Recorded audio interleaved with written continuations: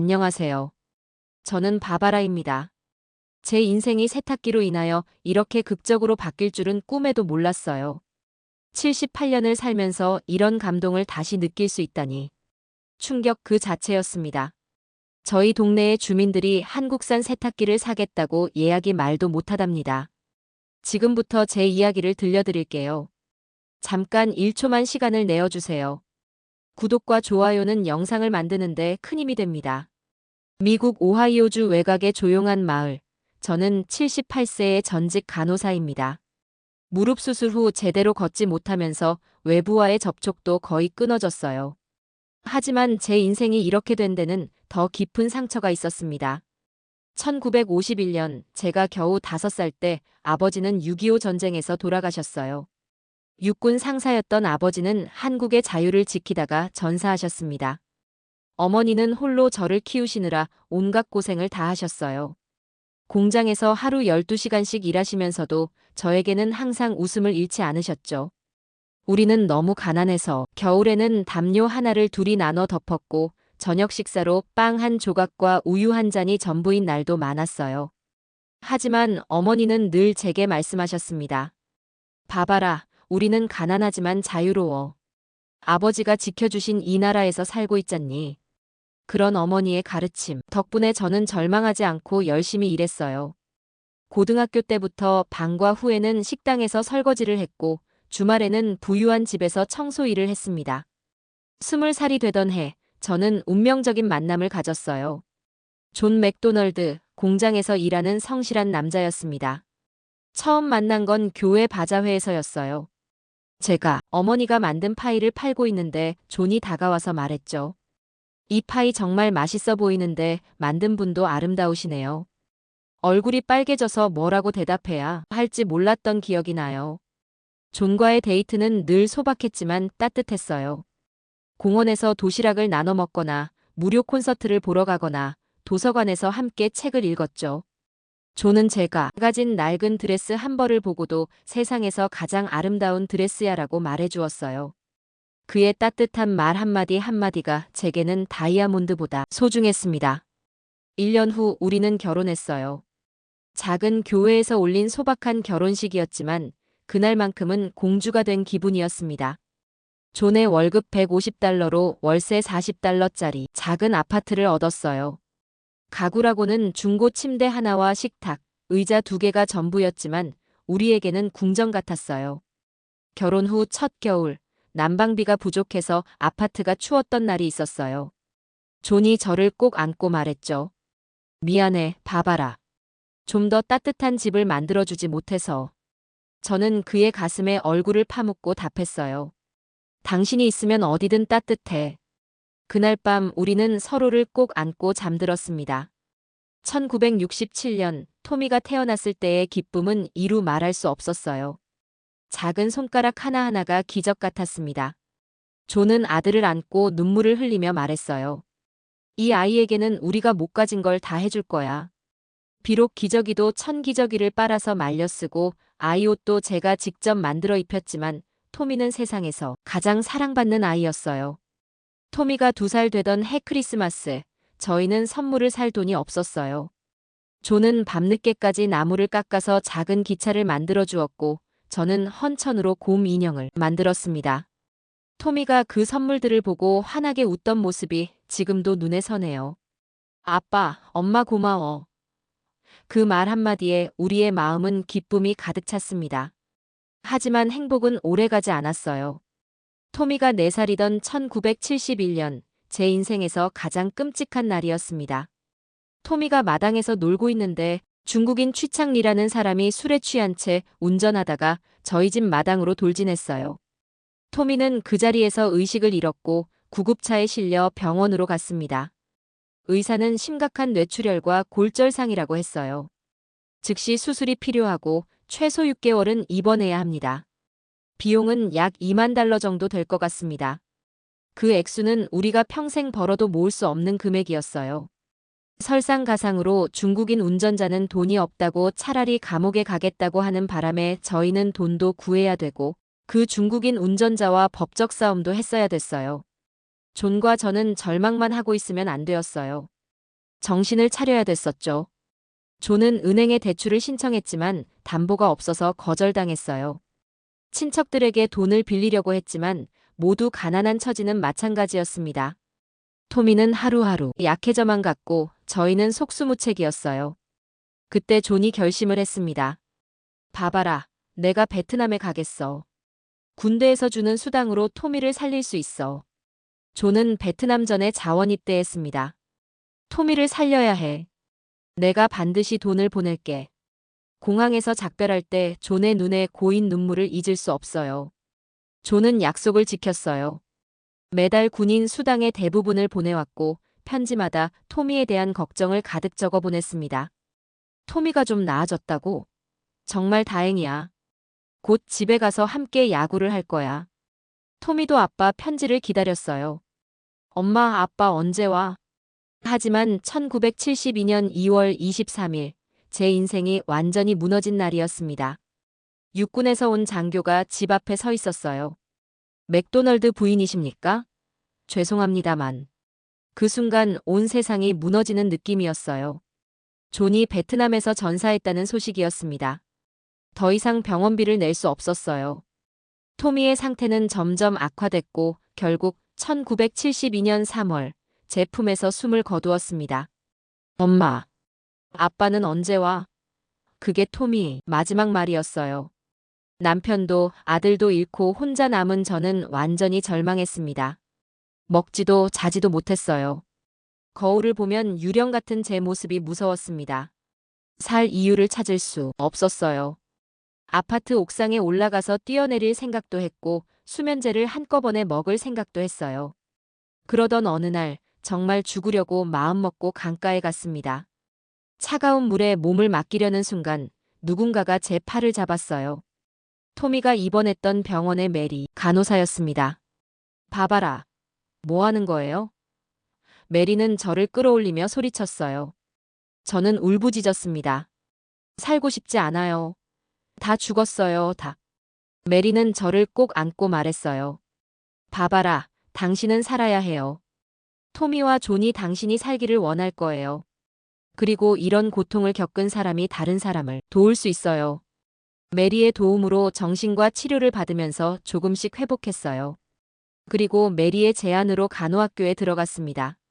다른 사람의 아픔을 이해할 수 있는 간호사가 되세요. 공부는 힘들었지만 토미와 존을 기리는 마음으로 열심히 했어요. 1977년 간호사가 된 저는 성 메리병원에서 일하기 시작했습니다. 하지만 제 마음 깊은 곳에는 동양인에 대한 분노가 자리 잡고 있었어요.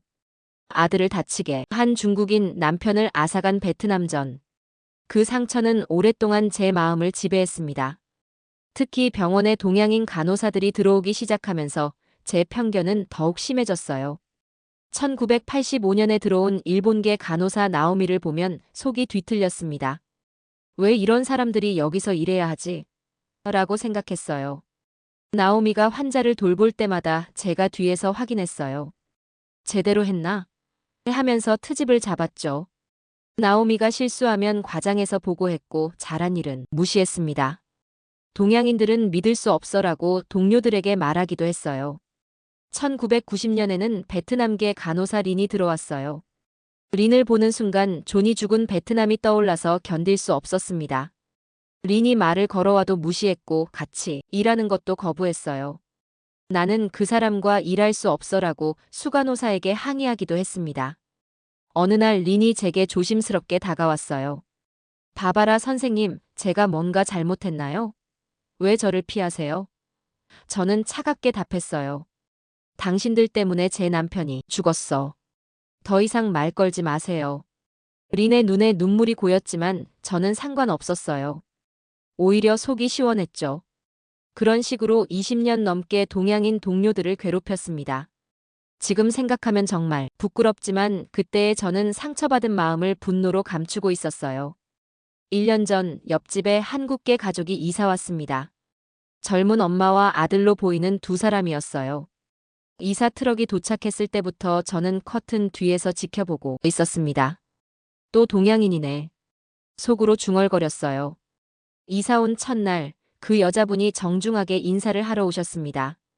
문을 두드리는 소리가 너무 조심스러웠어요.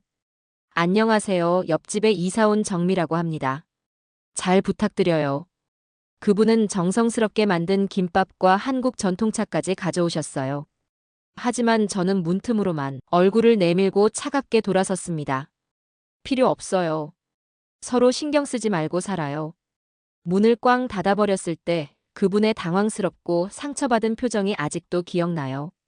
지금 생각하면 너무 무례했지만 그때의 저는 그럴 수밖에 없었어요. 며칠 후에는 더 극단적인 일이 있었어요. 정미가 준이와 함께 마당에서 꽃을 심고 있었는데 꽃 몇 송이가 경계선을 넘어 제 땅에 떨어졌습니다. 저는 즉시 나가서 소리쳤어요. 여기 제 땅이에요. 함부로 건드리지 마세요. 정미는 깜짝 놀라며 사과했지만 저는 들은 척도 안 했어요. 준이가 무서워하는 모습을 보면서도 마음이 누그러지지 않았습니다. 어느 일요일 아침 정미와 준이가 교회에 가는 길에 제 앞에서 넘어졌어요. 준이 무릎에서 피가 났는데도 저는 그냥 지나쳐버렸습니다. 크리스마스 때는 정미가 직접 만든 쿠키를 가져왔어요. 준이가 할머니 드리고 싶다고 해서요. 하지만 저는 문도 열지 않고 소리쳤습니다. 필요 없다고 했잖아요. 그만 귀찮게 하세요. 그리고 창문으로 보니 준이가 울고 있었어요. 정미가 아이를 달래는 모습이 보였지만 저는 커튼을 닫아버렸습니다. 내가 왜 저들을 배려해야 하지? 라고 생각했어요. 여름에는 더 심했어요. 준이가 공을 가지고 놀다가 실수로 제 마당에 공이 넘어왔는데 저는 그 공을 집어서 쓰레기통에 던져버렸어요. 준이가 할머니, 공 좀 주세요라고 울먹이며 말했지만 저는 모른 척했습니다. 우편 배달부짐이 그 모습을 보고 제게 말했어요. 봐봐라, 그 아이는 아무 잘못이 없잖아요. 너무 심한 거 아닌가요? 하지만 저는 대답하지 않았어요. 추수감사절에는 정미가 마지막으로 한 번 더 시도했어요. 쿠키를 구워서 가져왔는데 저는 문을 열지도 않고 소리쳤습니다. 몇 번 말해야 알아들어요? 당신들 음식 먹고 싶지 않아요. 그 후 정미는 더 이상 찾아오지 않았어요. 가끔 마당에서 마주쳐도 눈도 마주치지 않았습니다.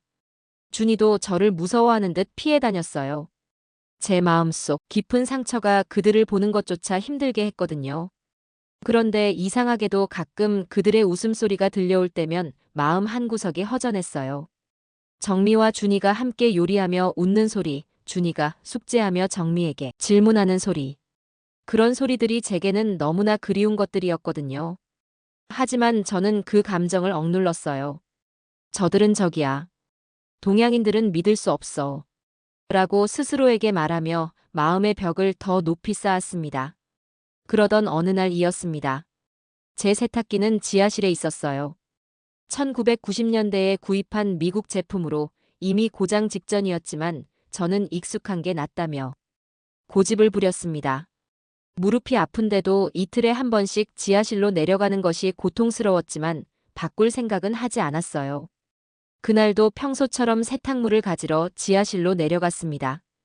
오래된 세탁기는 귀청이 터질 듯한 소음을 내며 돌아가고 있었어요. 온 집이 진동할 정도였죠. 그런데 갑자기 어지러움이 몰려왔습니다. 혈압약을 빼먹은 탓이었나 무릎에 힘이 빠지면서 균형을 잃었고 그대로 콘크리트 바닥에 쓰러졌어요. 도와주세요. 목이 터져라 외쳤지만 세탁기의 굉음이 제 목소리를 완전히 지워버렸습니다. 아무도 들을 수 없었어요. 온몸이 아팠고 일어날 수가 없었습니다. 왼쪽 다리는 부러진 것 같았고 머리에서는 피가 흘렀어요. 그렇게 지하실 바닥에서 하루 종일 누워 있었습니다. 밤이 되자 추위가 몰려왔어요. 지하실은 난방이 안 돼서 몸이 얼어붙는 것 같았습니다. 이대로 죽는구나 하는 생각이 들었어요. 그러면서 문득 토미와 존이 생각났습니다. 곧 만날 수 있겠네. 다음 날 오후 우편 배달부 짐이 이상함을 감지했습니다. 평소 같으면 우편함을 비우는 제가 이틀째 나타나지 않았거든요. 더구나 신문도 그대로 있었어요. 걱정된 그가 창문을 두드려 봤지만 대답이 없었습니다. 뭔가 이상해. 짐은 경찰에 신고했고 경찰이 와서 문을 열고 저를 발견했습니다. 의식을 잃은 채 지하실에 쓰러져 있는 저를 본 경찰은 즉시 구급차를 불렀어요. 그때 옆집 정미도 소란 소리를 듣고 나왔습니다. 제가 들것에 실려나가는 모습을 보고 눈물을 흘리더라고요. 병원에서 깨어났을 때 제일 먼저 본 얼굴은 간호사 수잔이었어요. 봐봐라, 괜찮아요? 정말 놀랐어요. 그녀를 보니 안심이 되었습니다. 하지만 곧 현실을 직면해야 했어요. 응급 상황 기록지에는 보호자 없음이라고 적혀 있었고 비상 연락처라는 비어 있었습니다. 78년을 살면서 누구에게도 연락할 사람이 없다는 게 이렇게 서글픈 일인 줄 몰랐어요. 가족이나 친척은 없나요? 담당 의사가 물었을 때 저는 고개를 저을 수밖에 없었습니다. 정말 아무도 없었거든요. 수잔이 안쓰러운 눈으로 저를 바라보며 말했어요. 봐봐라, 이렇게 혼자 살면 안 돼요. 뭔가 방법을 찾아야 해요. 그런데 그날 오후 예상치 못한 방문객이 있었습니다. 바로 옆집 소년준이었어요. 10살 정도 되어 보이는 그 아이가 조심스럽게 병실 문을 열고 들어왔습니다. 할머니, 괜찮으세요? 준의 눈에는 진심 어린 걱정이 담겨 있었어요. 우리 엄마가 수프 만들었어요. 할머니가 좋아하실 것 같아서요. 작은 손에 보온병을 들고 있는 그 아이를 보니 왠지 모르게 마음이 복잡해졌습니다. 하지만 저는 여전히 마음의 문을 열 수 없었어요. 말없이 창밖만 바라보며 냉담한 태도를 유지했습니다. 주는 상처받은 표정을 지었지만 조용히 수프를 침대 옆 테이블에 놓고 갔어요. 그날 밤 혼자 남은 병실에서 저는 많은 생각을 했습니다. 옆집 아이가 왜 저를 걱정해 주는 걸까? 1년 동안 차갑게 대했는데도 말이에요. 그리고 그 아이의 눈빛에서 제가 잃은 아들 토미의 모습이 겹쳐 보였어요. 수프 냄새가 병실에 은은하게 퍼졌습니다. 한국 음식 특유의 따뜻하고 구수한 향이었어요. 배가 고팠지만 자존심 때문에 먹을 수 없었습니다. 하지만 그 향기만으로도 왠지 모르게 위로가 되었어요. 이틀 후, 준의 엄마 정미가 직접 병문안을 왔습니다. 조심스럽게 병실 문을 두드리는 소리가 들렸어요. 들어가도 될까요? 정미는 여전히 정중했습니다. 손에는 또 다른 보온병과 물티슈, 그리고 잡지를 들고 있었어요. 준이가 할머니 걱정을 많이 해서요. 괜찮으시냐고 계속 물어봐요. 저는 여전히 말이 없었지만 정미는 개의치 않고 조용히 물건들을 정리해 주었습니다. 그녀의 손길이 이상하게 익숙했어요. 마치 제 딸이 돌봐주는 것 같은 느낌이었습니다. 할머니, 혹시 불편한 게 있으시면 언제든 말씀해 주세요. 정미의 목소리에는 진심이 담겨 있었어요. 그런데 그 순간 저는 처음으로 입을 열었습니다. 너희 나라 사람들은 왜 이렇게 조용하지? 제 말에 정미는 잠시 당황한 듯 했지만 곧 조용히 미소를 지었어요. 그게 정미는 잠시 망설이다가 말했습니다. 사실은 제가 엄마를 잃은 지 얼마 안 됐어요. 한국에서 암으로 돌아가셨는데 미국에 혼자 와서 준이를 키우느라 아직 적응이 안 돼서 그런가 봐요. 그 말을 듣는 순간 제 마음이 무너져 내렸습니다. 이 여자도 저처럼 가족을 잃은 상처가 있었구나. 그리고 준이도 할머니를 그리워하고 있을 거라는 생각이 들었어요. 할머니를 보면 우리 엄마가 생각나요. 정미의 눈에 눈물이 고였습니다. 엄마가 늘 이웃을 돌봐야 한다고 하셨거든요. 특히 혼자 사시는 어르신들을요. 준이 다시 병실에 들어왔을 때 저는 처음으로 그 아이와 눈을 마주쳤습니다. 준아, 할머니가 물어볼 게 있는데 너희는 왜 그렇게 조용하게 살아? 준은 머뭇거리다가 솔직하게 답했어요. 그냥 습관처럼 사는 것 같아요. 한국의 아파트가 좁고 벽이 얇거든요. 그리고 잠시 망설이던 준이 말했습니다. 다른 사람들한테 패 끼치기 싫어서요. 그 말이 제 귀에 오래 남았습니다. 패 끼치기 싫어서 조용히 산다고? 저는 지금까지 이 가족을 오해하고 있었던 건 아닐까요? 퇴원 후 집으로 돌아온 저는 다시 지하실 계단 앞에 섰습니다. 그 무시무시한 계단을 보니 온몸에 소름이 돋았어요. 다시 넘어질까봐 무서웠습니다. 며칠 동안 세탁을 못하고 있는데 어느 날 정미가 조심스럽게 제안했어요. 할머니, 혹시 필요하시면 저희 세탁기 쓰세요. 아주 조용해서 밤에 돌려도 소리가 안 나거든요. 조용한 세탁기? 저는 의아했습니다. 세탁기가 어떻게 조용할 수 있어? 그리고 나는 아직 다리가 다 낫지 않아서 지하실에 내려가기가 힘들어. 정미는 웃으며 설명했어요. 저희는 1층 다용도실에 뒀어요. 한국 세탁기는 너무 조용해서 어디든 둘 수 있거든요. 1층에 저는 경악을 금치 못했어요. 미국에서는 세탁기를 지하실에 두는 게 당연한데. 소음 때문에 말이야. 그리고 물 새면 1층 바닥이 다 망가지잖아. 아, 그래서 미국 사람들이 지하실을 쓰는구나. 정미가 고개를 끄덕였어요. 하지만 한국 세탁기는 완전히 달라요. 한번 보여드릴까요? 호기심이 생긴 저는 정미의 집에 따라갔습니다. 현관문을 열고 들어서자마자 제 눈이 휘둥그레졌어요.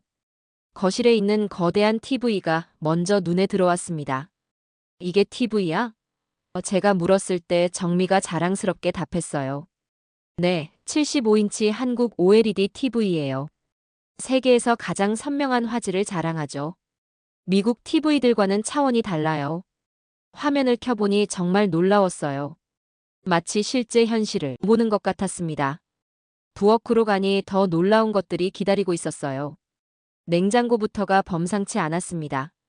이 냉장고는 뭐야? 문이 왜 이렇게 많아? 양문형 냉장고예요. 한국에서 만든 건데 미국 냉장고보다 에너지 효율이 30% 더 좋아요. 그리고 이 부분은 정미가 냉장고 문을 두드리자 투명하게 변했어요. 이렇게 문을 열지 않고도 안을 볼 수 있어요. 세상에. 저는 입을 다물 수 없었어요. 이런 기술이 가능해? 한국 기술력은 정말 대단해요. 이 에어프라이어도 한국 제품이고, 정미가 보여준 에어프라이어는 제가 아는 것과 완전히 달랐어요. 터치스크린이 있고 앱으로도 조작할 수 있다고 했습니다. 앱으로? 저는 계속 놀라기만 했어요. 네, 외출 중에도 폰으로 요리를 시작할 수 있어요. 집에 도착할 때쯤 음식이 완성되죠. 준이가 옆에서 덧붙였어요. 할머니, 우리 밥솥도 봐요. 이것도 한국 최고급 제품이에요. 밥솥을 보니 정말 신기했어요. 압력솥 같은데 이렇게 조용할 수가 있어? 한국 밥솥은 세계 최고예요. 일본 밥솥보다도 훨씬 좋다고 해요. 정미의 자부심이 대단했습니다. 드디어 다용도실에 도착했습니다. 그런데 정말 놀라운 것은 그 다용도실이 마치 하이테크 랩 같았다는 거예요. 와, 이게 다용도실이야? 한국에서는 다용도실을 이렇게 꾸며요. 세탁기가 조용하니까 1층에 둘 수 있거든요. 정미가 설명했어요. 미국처럼 지하실에 숨겨둘 필요가 없어요. 세탁기를 보니 정말 경이로웠습니다. 돌아가고 있는데도 거의 소리가 나지 않았어요. 제 오래된 미국 세탁기의 굉음과는 완전히 달랐습니다. 이게 정말 돌아가고 있는 거야? 제가 귀를 갖다 대자 정미가 웃었어요. 네, 한국 세탁기는 인버터 모터라는 최첨단 기술을 써요. 진동도 거의 없고 소음은 30데시벨 이하예요. 도서관보다 조용하죠. 옆에 있는 건조기도 마찬가지였어요. 이 건조기도 한국 제품이야? 네, 열펌프 방식이라서 에너지도 적게 쓰고 옷도 상하지 않아요. 미국 건조기들은 너무 뜨거운 바람으로 옷을 망가뜨리잖아요. 준이가 자랑스럽게 설명했어요. 할머니, 우리 집 모든 가전제품이 한국 제품이에요. 세계 최고 기술이거든요. 정말로 그랬어요. 공기청정기, 로봇 청소기, 심지어 비데까지 모든 것이 한국 제품이었습니다. 이 로봇 청소기는 뭐야? AI가 들어있어서 집 구조를 외우고 스스로 청소해요. 미국 제품들과는 차원이 다르죠. 정미가 폰으로 조작하자 로봇 청소기가 움직이기 시작했어요. 그리고 이 공기청정기는 미세먼지까지 99.9% 제거해요. 한국이 공기청정기 기술에서도 세계 1위거든요. 저는 완전히 압도되었어요. 정미야, 한국이 언제 이렇게 발전했어? 내가 알던 한국과는 완전히 다른데. 그럼요. 할머니, 저도 미국에 와서 더 한국의 기술이 최고라는 걸 느꼈어요. 준이가 자랑스럽게 말했어요. 그 순간 저는 결심했어요. 정미야, 나도 그런 세탁기를 사고 싶어. 같이 가줄 수 있을까? 정미는 깜짝 놀라며 웃었습니다. 물론이죠. 이번 주말에 같이 가요. 할머니도 한국의 놀라운 기술을 경험해 보세요. 그날 저는 한국 기술에 대해 완전히 새로운 인식을 갖게 되었습니다. 제가 갖고 있던 편견이 얼마나 잘못된 것이었는지 깨달았어요. 그리고 주말이 되어 정미와 함께 가전제품 매장으로 갔습니다. 한국산의 최신 가전제품들이 즐비했습니다. 세탁기를 만지며 저는 중얼거렸습니다. 소리가 없다는 게 이렇게 위로가 되는 줄 몰랐네. 정미는 제 옆에서 조용히 고개를 끄덕였어요. 할머니, 소리는 사람을 나누지만 조용함은 가치 있게 해주거든요. 그 말이 제 가슴 깊이 와 닿았습니다. 정말로 그랬어요. 제 오래된 세탁기의 굉음은 저를 이웃들로부터 고립시켰지만 이 조용한 세탁기는 사람들을 가깝게 만들 것 같았어요. 이거로 주세요. 저는 망설이지 않고 말했습니다. 그리고 지하실이 아니라 1층 창고 자리에 설치해 주세요. 매장 직원은 깜짝 놀랐어요. 1층에요? 보통은 지하실이나 세탁실에 설치하는데. 네, 1층에 설치할 거예요. 그래야 소리를 제대로 들을 수 있잖아요. 제 말에 정미가 따뜻하게 웃었습니다. 세탁기를 주문하고 나오는 길에 정미가 말했어요. 할머니, 이 세탁기 정말 좋은 선택하셨어요. 우리나라 기술이 이렇게 발전한 줄 몰랐죠? 너희 나라 기술이 이렇게 훌륭한 줄 정말 몰랐어. 저는 솔직하게 인정했습니다.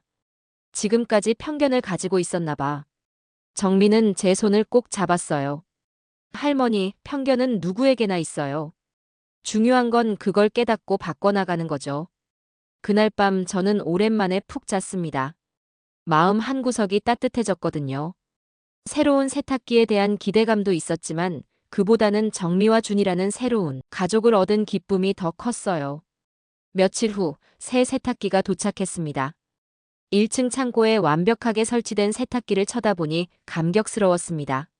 설치하러 온 기사분도 한국계였는데 김 씨라고 소개하면서 정말 친절하게 제품 설명을 해주었어요. 할머니, 이 세탁기는 정말 자랑스러운 한국 기술의 결정체예요. 진동도 거의 없고 소음도 30데시벨 이하로 낮췄거든요. 한국은 아무래도 아파트 문화여서 소음이 크면 안 되다 보니 세탁기뿐만 아니라 청소기, 믹서기 등 모든 가전제품의 기술들이 세계 1위예요. 뿐만 아니라 반도체, 스마트폰, 자동차, 가전제품 모든 분야에서 1등이거든요. 한국은 이제 세계 최고의 기술 강국이에요.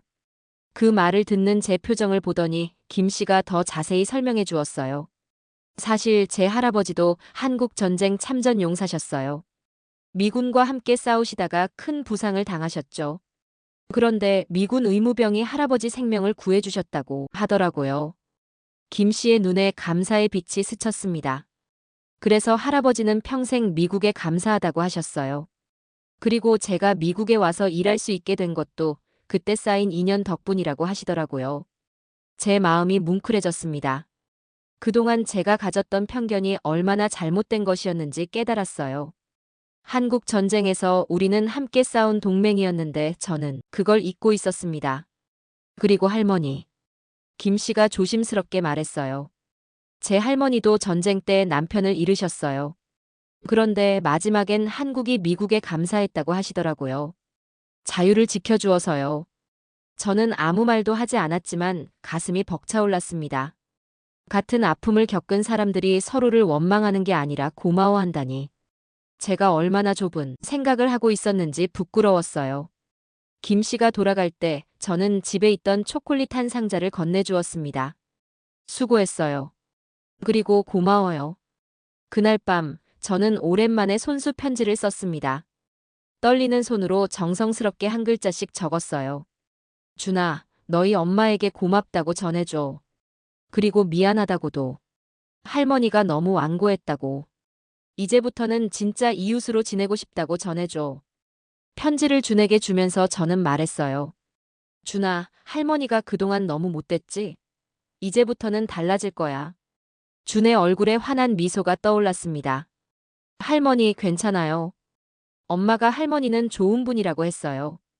다만 아픈 마음이 있을 뿐이라고요. 그 말을 듣고 저는 울음이 터져나왔어요. 정미는 정말 지혜로운 여자였습니다. 몇 주 후 동네 회관에서 안전한 가정 만들기 모임이 열렸습니다.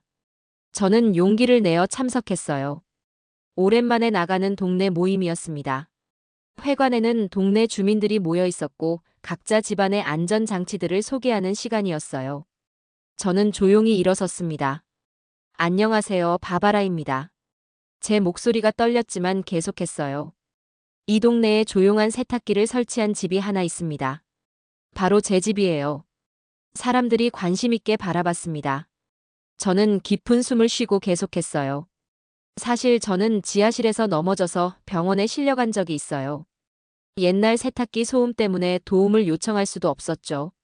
그런데 한국 기술로 만든 조용한 세탁기를 설치하고 나서는 모든 게 달라졌습니다. 한국 세탁기요? 뒷집 마리아 아주머니가 물었어요. 네, 정말 놀라운 기술이에요. 소음이 거의 없어서 밤에 돌려도 이웃에게 피해를 주지 않아요. 그리고 저는 잠시 정미를 바라봤습니다. 요즘은 혼자 사는 독거노인들이 많은데 가정 내의 안전사고 방지를 위해서도 더욱더 필요한 세탁기예요. 그게 우리 가족을 대신한 적이 있어요. 사람들이 박수를 보냈고 정미는 눈시울을 붉혔습니다. 저는 미소를 지으며 말을 이었어요. 어쩌면 고장 나 있었던 건 세탁기가 아니라 제 마음이었는지도 모르겠습니다. 한국 기술이 세탁기만 고친 게 아니라 제 마음도 고쳐준 것 같아요. 그때 준이 일어나서 말했어요. 할머니는 이제 우리 가족이에요. 회관이 따뜻한 박수 소리로 가득 찼습니다. 모임이 끝난 후 여러 이웃들이 저에게 다가왔어요. 바바라, 그 세탁기 어디서 샀어? 우리도 사고 싶어. 마리아 아주머니가 물었어요. 정말 그렇게 조용해? 한국 기술이 그렇게 발전했다고? 톰 아저씨도 관심을 보였습니다. 우리 집 세탁기도 너무 시끄러운데 바꿔야겠어. 여러 사람들이 난리였어요. 정미가 자랑스럽게 설명했어요. 한국은 이제 세계 최고의 기술력을 가지고 있어요. 세탁기뿐만 아니라 스마트폰, TV, 자동차까지 모든 분야에서 앞서가고 있죠. 정말 대단하네. 우리도 한국 제품 써봐야겠어. 사람들의 반응이 뜨거웠습니다. 그날 이후로 우리 동네에는 한국 세탁기 붐이 일었어요. 여러 집에서 조용한 세탁기를 설치했고 동네 전체가 훨씬 평화로워졌습니다. 지금 저는 정미와 준이와 함께 저녁 식사를 하고 있어요.